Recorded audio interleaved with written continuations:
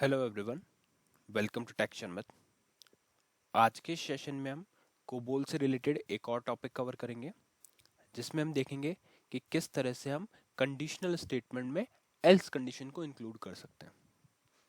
Overall हमें ये समझना है कि एल्स कंडीशन होती क्या है, कौन से ऐसे सिनेरियोज हैं जहाँ पे हम एल्स पार्ट को इंक्लूड कर सकते हैं इफ स्टेटमेंट के साथ में। हो सकता है आप में से कुछ लोगों को पहले से टेक्नोलॉजी इन सिंटैक्सेस के बारे में पता हो, जिसे आप लोगों ने कुछ और लैंग्वेजेस पढ़ी हुई हो, बट हो आप में से बहुत से लोग ऐसे भी हैं जो डायरेक्टली इस सीरीज को फॉलो कर रहे हैं और उनको इफ एल्स के बारे में इतना आइडिया नहीं है। तो हम स्क्रैच से स्टार्ट करेंगे। इफ स्टेटमेंट हम पहले वाले सेशन में ऑलरेडी डिस्कस कर चुके हैं कि इफ कंडीशन क्या होती है, कौन सा कंडीशनल स्टेटमेंट इफ कंडीशन कहलाता है और वहाँ पे क्या क्या सिंटैक्स हमें फॉलो करने होते हैं।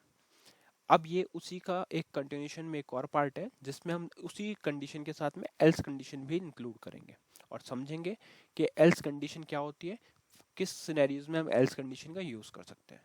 कंडीशनल स्टेटमेंट के अंदर हमारे पास बहुत सारे ऐसे डिफरेंट डिफरेंट सिनेरियोज बनेंगे जहाँ पे हम इनको यूज़ करते हैं। तो हम one by one her session में इंडिविजुअल इन टॉपिक्स को कवर करने वाले हैं।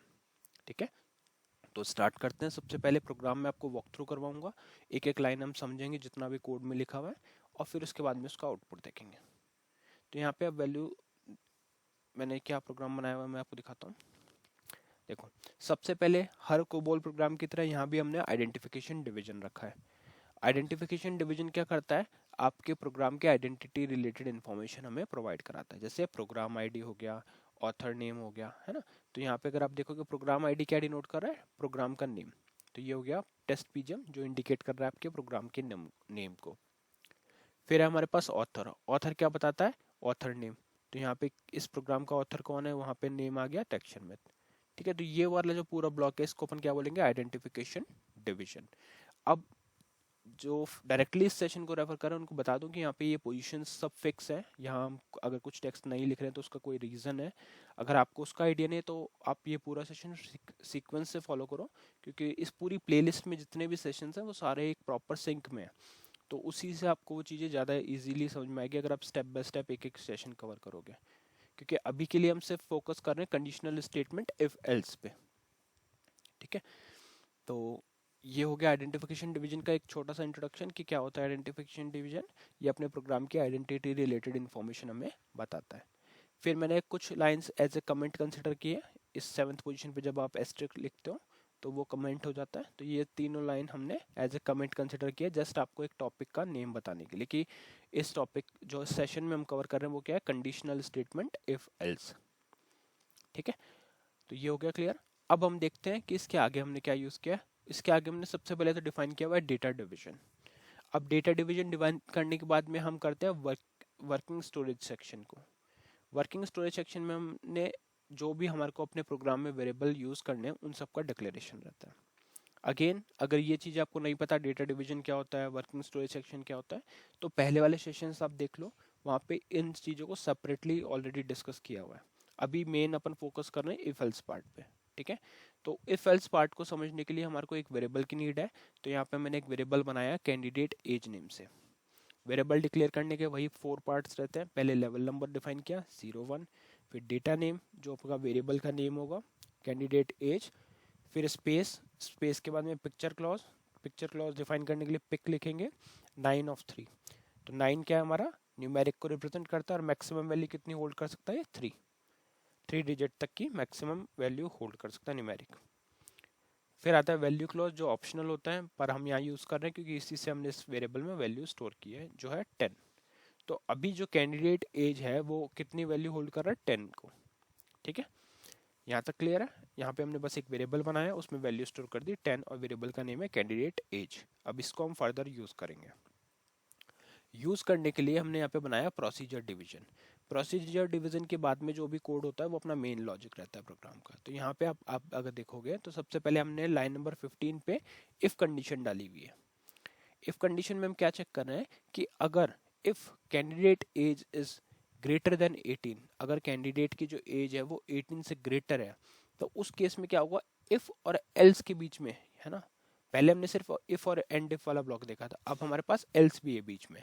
तो अगर इफ की कंडीशन ट्रू होती है तो इफ और एल्स के बीच में जितना भी कोड लिखा है वो एग्जीक्यूट होगा। क्लियर है।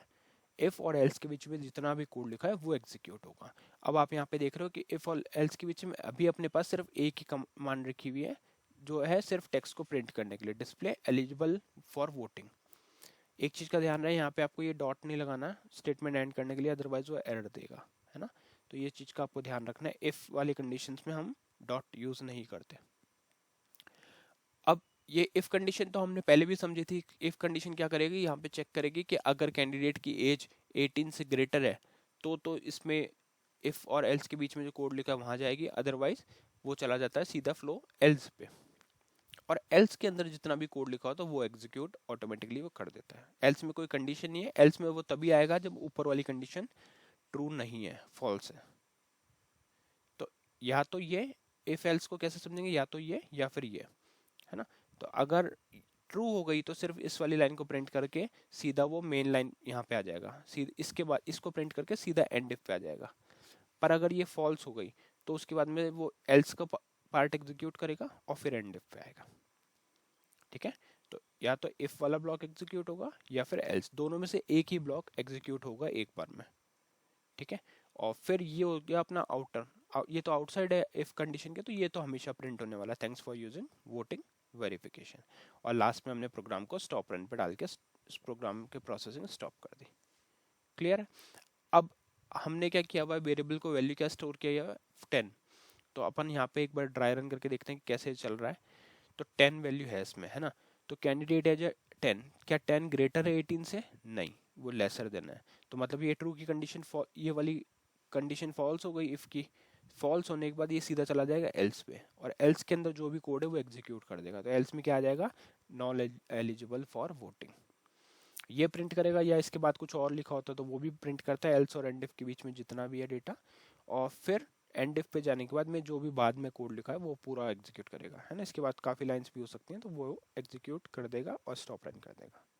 ठीक है, इस चीज़ को एक बार अपन डीबग पे देख लेते हैं, पॉजिटिव नेगेटिव दोनों सिनेरियो के लिए। तो यहाँ से इसको सोर्स से कंपाइल करेंगे, 14 ओपीटी में 14 लिखना है, dbg व्यू स्टार सोर्स, और यहाँ पे करेंगे एंटर। ठीक है, ये हो गया स्टार्ट। अब हम करना है इसको डीबग पे, सोर्स से कंपाइल हो गया। डीबग के लिए प्रोग्राम नेम कॉपी करके strdbg f4 वेरिएबल प्रोग्राम का नेम, लाइब्रेरी शर्मित 1, इन दोनों ऑप्शंस को हम कर देंगे यस और एंटर। जैसे ही आप एंटर करोगे तो कुछ सेकंड्स बाद में ये आपको एक स्क्रीन दिखाएगा जो डीबग स्क्रीन होगी, और उस डीबग स्क्रीन के ऊपर आप अपने ब्रेक पॉइंट वगैरह सेट करके फर्दर उसको टेस्ट कर सकते हो। तो यहाँ पे हम कुछ सेकंड्स वेट करेंगे, ये स्क्रीन आ गई। अब यहाँ लिखेंगे BR1। BR1 क्या करता है, ब्रेक पॉइंट सेट कर देता है लाइन नंबर 1 पे, और फिर करेंगे F10। अब इसको करना है बस कॉल। अब देखो पहले आया है इफ कंडीशन पे, इफ कंडीशन में कैंडिडेट एज को चेक करने के लिए इस पे कर्सर रख के F11 प्रेस करेंगे, तो यहाँ पे वैल्यू कितनी आ रही है, 10। तो हमें पता है कि 10 जो है वो ग्रेटर नहीं है 18 से। तो अब अगर यहाँ से हम कोड को एक स्टेप आगे करेंगे F10 प्रेस करके, तो वो सीधा चला गया एल्स कंडीशन पे। क्यों, क्योंकि ये कंडीशन तो फॉल्स हो गई इफ वाली। तो इस केस में इस लाइन को इसने देखा ही नहीं और डायरेक्ट ये कहाँ पे आ गया, एल्स पे। एल्स में जितना भी है वो प्रिंट कर देगा, या कुछ कोड लिखा होता तो वो एग्जीक्यूट करता, फिर चला जाएगा मेन आउटसाइड इफ, है ना। एंड इफ के बाहर आ जाएगा क्योंकि यहाँ पे एक ही लाइन थी, और उसके बाद जो भी कोड था वो एग्जीक्यूट कर देगा। सेम चीज़ को कॉल करता हूँ फिर से। अब क्या होगा, F10 करेंगे। इस टाइम मैं कैंडिडेट एज की वैल्यू चेंज करूंगा डीबग में, है ना। ध्यान रहे यहाँ पे तो वैल्यू 10 है, पर अब इसको अपन यहीं पे चेंज कर देंगे। कैसे, EV लिखना है आपको, कैंडिडेट एज, और यहाँ पे हम कर देते हैं इसको 50। तो अब कैंडिडेट अगर आप 11 F11 करके यहाँ पे डेट एज चेक करोगे तो कितनी आ रही, 50। तो इस केस में तो 50 तो ग्रेटर है 18 से, तो कहाँ जाना चाहिए, इसको रन करना चाहिए। देखते हैं F10 क्या, ये देखो आ गया इस पे, क्योंकि आपकी बार एज कितनी थी, 50, और 50 ग्रेटर होती है 18 से। तो ये इसको प्रिंट कर देगा। बाद में आप देखोगे एल्स, एल्स कंडीशन पे ही जाएगा ही नहीं, क्योंकि मैंने आपको बताया कि इफ एल्स में से एक ही कंडीशन ट्रू होगी जो है इफ।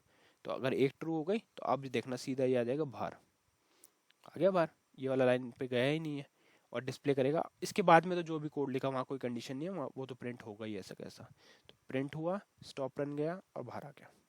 ठीक है, तो इस तरह से ये चीज़ें, अब इसको डीबग को एंड करने के लिए END DBG हम कर देंगे। तो ओवरऑल हमने इस प्रोग्राम में क्या समझा, इस प्रोग्राम में हमने समझा कि कैसे इफ स्टेटमेंट के साथ में एल्स को इंक्लूड किया जा सकता है। और इंपॉर्टेंट पॉइंट यही है कि इफ एल्स में से दोनों में से एक ही कंडीशन ट्रू होगी, है ना। आप बाद में चाहे तो इसको ऐसे इफ एल्स के और भी सेट यूज कर सकते हो, वो अपन देखेंगे। बट एक ब्लॉक में, इस पूरे इफ एल्स ब्लॉक के अंदर एक ही कंडीशन ट्रू होगी। अगर इफ की कंडीशन ट्रू है तो वही वाला कोड एग्जीक्यूट करेगा, और अगर इफ की कंडीशन फॉल्स है तो सिर्फ एल्स वाला पार्ट एग्जीक्यूट करेगा। तो जितने भी प्रोग्राम में हमारे को स्टेटमेंट कंडीशनल बनाने होते हैं, उन सब में हम इफ एल्स का यूज करते हैं। तो इस सेशन के लिए इतना ही था। नेक्स्ट सेशन में हम बाकी टॉपिक डिस्कस करेंगे। So thank you for watching texture math.